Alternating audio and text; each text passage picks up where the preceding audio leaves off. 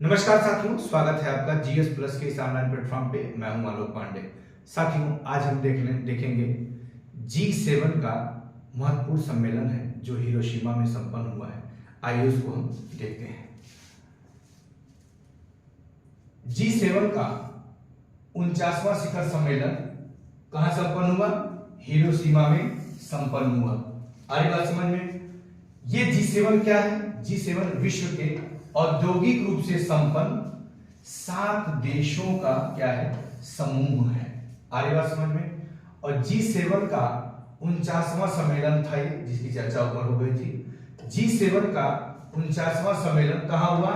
Japan के शहर Hiroshima में संपन्न। ये वही हिरोशिमा नागासाकी है जहां पे अमेरिका ने परमाणु बम गिराया था।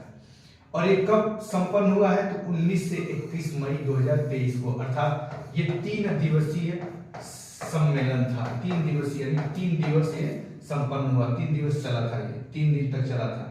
G7 के सदस्य कितने कितने हैं? तो G7 के सदस्य हैं कनाडा है, फ्रांस है, जर्मनी है, इटली है, ब्रिटेन है, अमेरिका है और जापान है। आप जानते हैं G8 से रूस को निकाल दिया गया, हटा दिया गया, इसलिए G7 बन गया। 2014 में रूस इससे अलग हो गया था।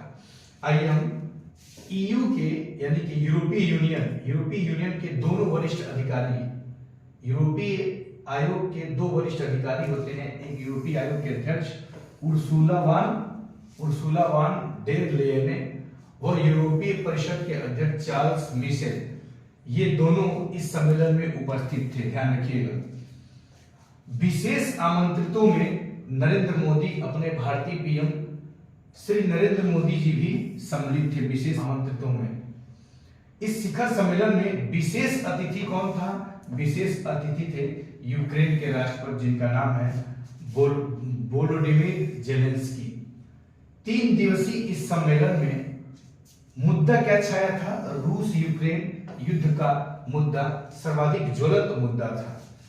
रूस यूक्रेन जो युद्ध था, उस युद्ध के मामले में G7 सदस्य देशों ने यूक्रेन के विरुद्ध रूस के अवैध, अनुचित व अकारण युद्ध के खिलाफ एक साथ खड़े होने की अपनी प्रतिबद्धता को एक बार पुनः दोहराया। इसका मतलब क्या है? इसका मतलब यह है G7 सदस्य देशों ने कहा कि रूस और यूक्रेन के बीच जो युद्ध हो रहा है उसमें हम यूक्रेन के साथ खड़े हैं।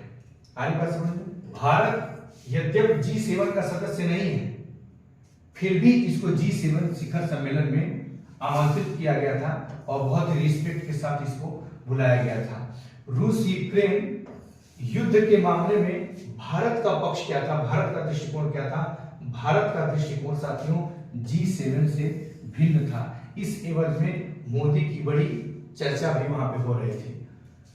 सम्मेलन के एक सत्र को, ये सत्र है, सम्मेलन के एक सत्र को पीएम मोदी ने क्या किया? संबोधित किया और संबोधित करते हुए संयुक्त राष्ट्र संघ में सुधार की आवश्यकता पर चर्चा किया।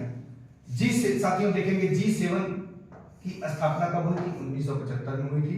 G7 क्या है? तो G7 एक राजनीतिक एवं आर्थिक मंच है। G7 का पहला सम्मेलन कब हुआ था? 1976 में हुआ था। कहां हुआ था? प्यूर्टो रिको में संपन्न हुआ था। अमेरिका कैरेबियाई कंट्री है, वहां पे संपन्न हुआ था। अमेरिका के आइलैंड है प्यूर्टो रिको, वहीं पे संपन्न हुआ था। आ रही बात समझ में? इसके अवश्य ये परीक्षा के लिहाज से बहुत ही महत्वपूर्ण हो सकता है साथियों। ये था आज का करंट अफेयर का आपका न्यूज, जो प्रत्युत्तर दर्पण के जुलाई अंक का है और अंतरराष्ट्रीय घटनाक्रम का महत्वपूर्ण हिस्सा है। कृपया इसे लाइक कीजिए, सब्सक्राइब कीजिए और ढेर सारा अपना प्यार दीजिए। Thank you so much.